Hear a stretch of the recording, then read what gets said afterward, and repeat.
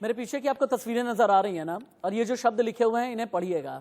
बॉलीवुड का black Friday, आज शुक्रवार का दिन है और ब्लैक फ्राइडे इसलिए है क्योंकि आज रकुलप्रीत सिंह एनसीबी के सामने हाजिर होंगी। 24 घंटे के बाद बाकी जितने चेहरे आपको नजर आ रहे हैं, दीपिका, सारा, श्रद्धा के, ये भी एनसीबी दफ्तर में सवालों के जवाब देंगे। लेकिन ये बॉलीवुड का ड्रग्स चरित्र है, एक ऐसा चरित्र जिसमें पेडलर भी हैं, जिसमें टैलेंट मैनेजर हैं, एक्टर हैं, एक्ट्रेसेस हैं, प्रोड्यूसर हैं, डायरेक्टर हैं। ड्रग्स चरित्र को तुरंत ही टीवी स्क्रीन पर अवतरित किया जाए और नीचे की पट्टी हटा दी जाए। बॉलीवुड का ड्रग्स चरित्र जब आप देखते हैं ना, तो सुशांत के कनेक्ट के 8 नाम सामने आते हैं। रिया चक्रवर्ती, सुशांत सिंह राजपूत की गर्लफ्रेंड श्रुति मोदी, पूर्व बिजनेस मैनेजर शौविक, रिया का भाई सैमुअल मिरांडा, सुशांत का मैनेजर। यानी 4 लेग जो है दाई तरफ है, और जो 4 लेग आपको बाईं तरफ नजर आ रहे हैं, नीरज सुशांत का कुक, गौरव होटेलियर, दीपेश सुशांत का नौकर, जया साहा टैलेंट मैनेजर। ये 8 लोग सीधे तौर पर सुशांत सिंह राजपूत के संपर्क में रहे। अब इनमें से रिया ने ले लिया सारा अली खान का राम और श्रद्धा। एक मिनट, रकुलप्रीत सिंह पहुंच गई हैं एनसीबी दफ्तर लाइव। रकुलप्रीत सिंह पहुंच चुकी हैं। रकुलप्रीत की गाड़ी अभी आपको नजर आ रही है।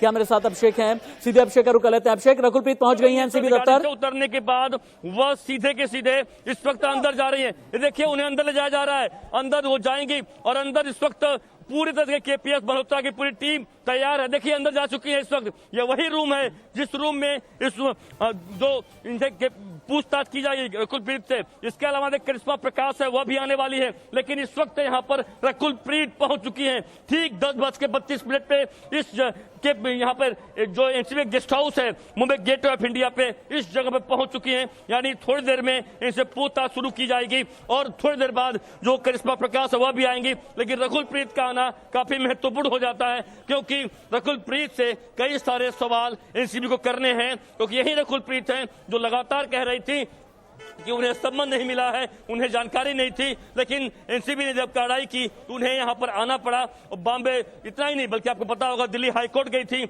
वह यह कहने के लिए कि मीडिया ट्रायल चल रहा है, उसे बंद किया जाए। लेकिन आखिरकार उनकी जो आरोप लगा था, उस आरोप के तहत उन्हें यहाँ पे आना पड़ा है। और आज कड़ाई से एनसीबी पूछताछ करने वाली है। तमाम जानकारी एनसीबी के हाथ लगी हुई है और उस हिसाब से एनसीबी आज रकुलप्रीत से पूछताछ कर चुकी है। लेकिन इस वक्त की सबसे बड़ी खबर है कि रकुलप्रीत इस वक्त एनसीबी गेस्ट हाउस पहुंच चुकी है और थोड़ी देर में एनसीबी उनसे पूछताछ शुरू कर देगी। अभिषेक, 2 चीजें हैं। पहला तो ये कि क्या करिश्मा को भी आमने सामने बिठा करके रकुल से पूछताछ की जाएगी, पहला सवाल। और दूसरा, अगर एनसीबी को लगा कि रिया चक्रवर्ती के साथ जितने भी पेडलर जुड़े रहे हैं वही पेडलर रकुलप्रीत के भी संपर्क में रहे, तो क्या यह भी संभव है कि वीडियो कॉन्फ्रेंसिंग के जरिए रकुलप्रीत और रिया चक्रवर्ती का भी आमना सामना कराया जाए?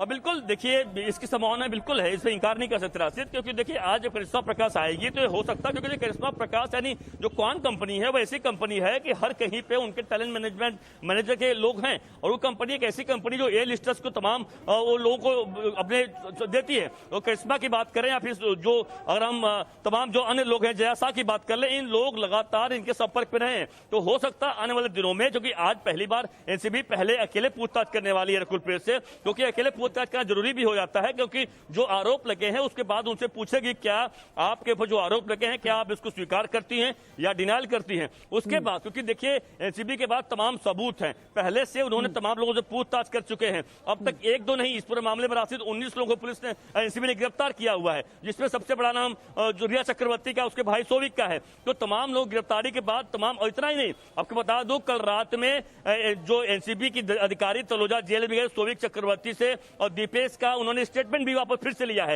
यानी एनसीबी के पास तमाम और जानकारियां हाथ लग चुकी हैं। और यही कारण है कि रकुलप्रीत हो या दीपिका पादुकोण हो, जितने भी लोग आएंगे उनके पास डिनाइल के लिए कुछ बचेगा नहीं, क्योंकि एनसीबी के पास तमाम सबूत बचे लगे हुए हैं। और यही कारण है कि इसकी संभावना बिल्कुल अधिक है कि पहले के लिए पूछताछ होगी और उसके बाद जब करिश्मा प्रकाश आएगी उनसे भी के लिए पूछताछ की जाएगी। और जरूरत पड़ेगी तो बिल्कुल आमने सामने बैठा के पूछताछ किया जाएगा, क्योंकि यह जरूरी हो जाता है। क्योंकि उन्हें पता है एनसीबी को कि कई सारे ऐसे आरोप हैं जिसको डिनाइल कर सकती हैं, दिल्ली स्वीकार नहीं करेंगी अपना गुनाह, अपना क्राइम। और यही कारण है कि एनसीबी पूरा प्लान करके रखा हुआ उन्होंने कि जरूरत पड़ेगी तो बिल्कुल उनको सभी को, इतना ही नहीं बल्कि जया शाह को भी बुला के आमने सामने पूछताछ की जा सकती है।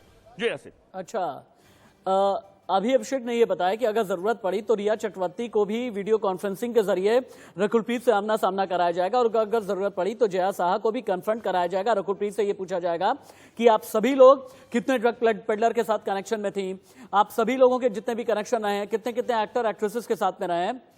लेकिन मेजर मोहम्मद अली शाह, इससे पहले कि रकुलप्रीत से जितने भी सवाल किए जाएंगे नीचे पट्टी में चल रहा है और मैं आगे ये भी दिखाऊंगा कि दीपिका पादुकोण से एनसीबी के सवाल क्या होंगे। लेकिन मेजर मोहम्मद अली शाह थोड़ा सा मुझे ये बताएं, क्योंकि अभी तक जितने भी नाम आए हैं बॉलीवुड के ए लिस्टर्स के आए हैं, ए लिस्टर एक्टर, ए लिस्टर प्रोड्यूसर, ए लिस्टर डायरेक्टर, ए लिस्टर टैलेंट मैनेजर, ए लिस्टर मैनेजर, ए लिस्टर बिजनेसमैन। ये ए लिस्टर क्या होता है और ए लिस्टर इतना गुनाह क्यों करते हैं? मैं बिल्कुल आपसे अभी यही सवाल करने वाला था जब आपने कहा ए लिस्टर्स के नाम आए हैं। देखिए, हम कलाकारों को, जो कलाकार होते हैं, स्टार नहीं, कलाकार, आर्टिस्ट की बात कर रहा हूं मैं, उनको तो बस कला से मतलब है। वो नहीं जानते ए लिस्टर या बी लिस्टर ऐसा कुछ क्या होता है। वो बस ये जानते हैं एक्टर कौन है और नॉन एक्टर कौन है, जो एक्टिंग करता है और जो एक्टिंग नहीं करता है। सिंपल सी बात है, या तो आप अपने काम के प्रति ईमानदार हो या तो आप अपनी काम के प्रति ईमानदार नहीं हो। अब जैसे जो लोगों का कहना है ए लिस्टर, मेरे ख्याल से उनका ये मानना होगा जो सुपरहिट फिल्मों में, जो जिनकी फिल्में सुपरहिट हो जाती हैं, शायद उनका मतलब ये होगा कि वो ए लिस्टर हुए। जो पॉपुलर हो गए, जिनको लोगों ने चाहा, वो शायद मेरे ख्याल से, जहां तक नहीं समझ जाती है, वो हो जाते होंगे शायद ए लिस्टर दुनिया की नजरों में। ओके, ठीक है, क्योंकि वो ज्यादा लाइमलाइट में यही जो ए लिस्टर है ना, मेजर मोहम्मद अली शाह, यही जो ए लिस्टर हैं, एनसीबी इन्हीं से सवाल करेगी। दीपिका पादुकोण से क्या सवाल किए जाएंगे? इन्फोग्राफिक स्टूडियो मुझे लेकर के चलें और साथ ही साथ दीपिका ने का जो कोको चैट कांड है, इसकी रिपोर्ट भी तैयार करके रखें। पहले इन्फोग्राफिक आप देख लें। सवाल किया यह जाएगा कि करिश्मा से ड्रग चैट पर आपका क्या कहना है? ड्रग्स अपने लिए मंगाई या किसी और के लिए? क्या खुद भी आपने ड्रग्स ली है? बॉलीवुड में ड्रग्स कनेक्शन के बारे में आप क्या जानती हैं? क्या आप किसी ड्रग पेडलर के भी संपर्क में रही हैं? अगर रही हैं तो बताइए। और कानूनी धाराओं में किस तरह से दीपिका फंसती नजर आ रही हैं, ये भी एक बार देख लें आप। सेक्शन 8C, प्रतिबंधित चीज खरीदना और इस्तेमाल करना। सेक्शन 20B पार्ट 2, ड्रग्स बनाना, रखना, बेचना, खरीदना या इस्तेमाल करते पाए जाना। सेक्शन 27A, प्रतिबंधित ड्रग्स से जुड़ी एक्टिविटी को बढ़ावा देना। और एक बार आप जरा एक रिपोर्ट देखें, 1 मिनट की रिपोर्ट है जिसमें आपको यह पता चलेगा कि कोको क्लब में किस तरह से fashion, modelling, acting, drug peddler का कॉकटेल नजर आया था। और यही कोको क्लब की पार्टी है 28 अक्टूबर 2017 की, जिस वजह से दीपिका पादुकोण एनसीबी की जद में आ गई हैं। 1 मिनट की छोटी और तेज रिपोर्ट। इसमें दीपिका का नाम कब और कैसे आया, पहले वो समझ लीजिए। ये तस्वीरें 28 अक्टूबर 2017 की हैं। 28 अक्टूबर की रात मुंबई के कोको नाइट क्लब में एक नाइट पार्टी हुई। ऐसे आरोप हैं कि इसी पार्टी में बॉलीवुड सितारों ने जमकर ड्रग्स का इस्तेमाल किया। इस पार्टी के दौरान ही दीपिका ने अपनी टैलेंट मैनेजर करिश्मा प्रकाश से एक व्हाट्सएप चैट के जरिए ड्रग्स मंगाई थी। अब चैट का वो हिस्सा देखिए। दीपिका लिखती हैं, क्या तुम्हारे पास माल है? करिश्मा जवाब में लिखती हैं, मेरे पास है लेकिन घर पर, मैं बांद्रा में हूँ। करिश्मा दोबारा लिखती हैं, क्या मैं अमित से कह दूं अगर तुम्हें चाहिए तो? दीपिका जवाब में लिखती हैं, हाँ प्लीज। करिश्मा दोबारा लिखती हैं, अमित के पास है, वो उसे लेकर आ रहा है। दीपिका सवाल करती हैं, हैश है ना? दीपिका दोबारा कहती हैं, वीड नहीं चाहिए। करिश्मा लिखती हैं, तुम कितने बजे कोको आ रही हो? दीपिका जवाब में लिखती हैं, 11:30 से 12 बजे के दरमियान। दीपिका दोबारा लिखती हैं, शैल कितने बजे तक वहां पहुंच जाएगी? और यही चैट दीपिका के लिए मुसीबत की वजह बन गया। एनसीबी के पास दीपिका के खिलाफ पुख्ता सबूत हैं, जिसकी बिना पर उन्हें समन किया गया है। लेकिन सभी के बीच अभी की एक बहुत बड़ी खबर आ गई है। 8 नए सवाल हमारे सामने आ गए हैं जो दीपिका पादुकोण से किए जाएंगे। 8 सवाल, एनसीबी की लिस्ट तैयार है, देखिए। फहरिस्त है जो एनसीबी ने दीपिका के लिए तैयार की है। सूत्रों के मुताबिक एनसीबी ये तमाम सवाल दीपिका से पूछ सकती है। मसलन सवाल नंबर 1, ड्रग्स चैट का सच क्या है? सवाल नंबर 2, आप ड्रग्स कब से ले रही हैं? सवाल नंबर 3, आपको ड्रग्स कौन सप्लाई करता था? सवाल नंबर 4, आपकी ड्रग्स मंडली में कौन कौन शामिल है? सवाल नंबर 5, कोको पार्टी में कौन कौन आया था? सवाल नंबर 6, कोको में किसने किसने ड्रग्स लिया था? सवाल नंबर 7, क्या आप ड्रग्स मंडली को जानती हैं? और सवाल नंबर 8, किससे ड्रग्स मंगवाया, किसने बेचा और किसकी कमाई हुई। जिस वक्त दीपिका को समन भेजा गया उस वक्त वो गोवा में थी और सूत्रों की माने तो दीपिका ने इस मामले पर अपने वकीलों से भी राय और मशवरा कर लिया है, जिसके बाद उन्होंने एनसीबी के सामने पेश होने का मन बनाया।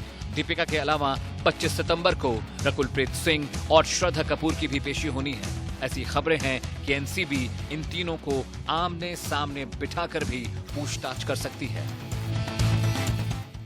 और यहाँ रुकेंगे एक छोटे से ब्रेक के लिए, आप कहीं मत जाइएगा। बॉलीवुड का ब्लैक फ्राइडे जारी है और ब्लैक फ्राइडे में रकुलप्रीत से कितने सवाल किए जाएंगे, कितने घंटे के सवाल किए जाएंगे, रकुलप्रीत का आमना सामना किन किन के साथ में किया जाएगा, एक छोटे से ब्रेक के बाद शुरू हो गई है। ड्रग्स मामले में रकुल से जारी है पूछताछ, रिया के साथ आमने सामने बिछाकर भी होगी पूछताछ। वीडियो कॉन्फ्रेंसिंग के जरिए हो सकता है रिया और रकुल का आमना सामना। रिया ने एनसीबी की पूछताछ में रकुल का लिया था नाम। अभिषेक शर्मा के पास में सीधे हम चलते हैं। अभिषेक, क्योंकि कहा यह जा रहा है कि रिया चक्रवर्ती ने अगर किसी का डायरेक्ट नाम लिया है तो वह है रकुलप्रीत। रिया चक्रवर्ती की अगर सबसे ज्यादा किसी एक्ट्रेस के साथ में बनती थी तो वह है रकुलप्रीत। रिया चक्रवर्ती अगर जिम भी किसी के साथ में शेयर करती थी तो वह नाम है रकुलप्रीत। कहते हैं कि रिया चक्रवर्ती की सबसे बड़ी राजदार रकुलप्रीत है। तो ऐसे में क्या यह माना जाए कि ड्रग्स कनेक्शन में सबसे ज्यादा सस्पिशियस, सबसे ज्यादा संदिग्ध अगर कोई नाम है तो वह रकुलप्रीत सिंह का ही है।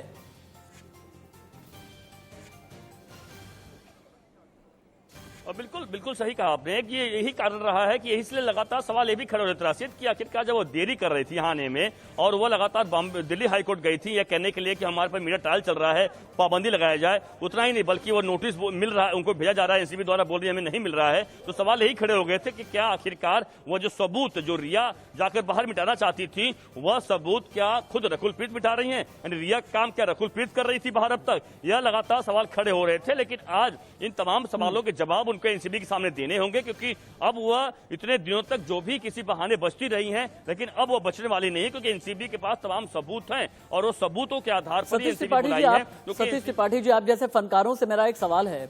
एनसीबी ने अब खुलासा कर दिया तो ठीक है, पूरी दुनिया ने जान लिया, पूरे हिंदुस्तान ने जान लिया कि कितने गांजा लेने वाले, चरस, हशीश, वीड लेने वाले एक्टर या फिर एक्ट्रेसेस हैं। आपसे ये पूछना चाहूंगा, सालों से आप जैसे संगीतकार काम कर रहे हैं, क्या कभी आप लोगों को किसी पर शक नहीं हुआ क्या? और अगर शक हुआ तो क्या आप जैसे लोगों ने भी ये सोचा ठीक है जाने देते हैं सानू की? नहीं, ऐसा है ना राशिद भाई, ये पता है, ये हम लोग को तो आइडिया है, ये जानकारी भी है कि हमारे फील्ड में भी कितने लोग लेते हैं और सामने बैठ के भी लेते हैं। उनको आप कैसे रोकेंगे, कैसे क्या मना करेंगे, कैसे बोलेंगे आप? नहीं, आप उन्हें ना रोकें। अगर कोई चीज गैर कानूनी है तो आप जैसे जिम्मेदार लोगों को ये चाहिए ना कि जा करके बताएं तो सही। नहीं, बिल्कुल बिल्कुल, मेरी बात तो सुनिए। अब कोई इंसान ले रहा है, मैं जिस स्टूडियो में जा रहा हूं उस स्टूडियो वाले की जिम्मेदारी है उसको एक बार एक बार मना करे कि भाई मतलब ये आप कहना चाहते हैं कि ऐसे गांजा, चरस, हशीश, वीड, माल, सीबीडी ऑयल, इन सभी का सेवन करने वाले आपके सामने भी पड़े हैं, आप ये कहना चाहते हैं? बिल्कुल है। और एक बात और भी मैं कहना चाहता हूं, जो सबसे बड़ा क्वान का जो मुकाम है ना, क्वान जो एक इस समय ये न्यू बना हुआ है हशीश का, सीबीडी ऑयल का, इसका मुकाम बहुत जल्दी अब ध्वस्त होने वाला है। और ये जब ध्वस्त होगा तो आप देखिएगा शुरू ही हो गया है। सतीश त्रिपाठी जी, यहां रुकूंगा एक छोटे से ब्रेक के लिए, लेकिन बहुत बड़ा सवाल यह है कि क्या यह माना जाए कि बॉलीवुड में जो एक ड्रग्स इंडस्ट्री काम करती है, क्या इसके जरिए एक पैरेलल इकोनॉमी भी चलती है? अगर समानांतर अर्थव्यवस्था चलती है तो इस अर्थव्यवस्था के आखिरकार कितने हिस्सेदार हैं? क्या इसमें पॉलिटिशियन भी हैं, ब्यूरोक्रेट हैं, पुलिस वाले भी हैं? इसका भी खुलासा करेंगे।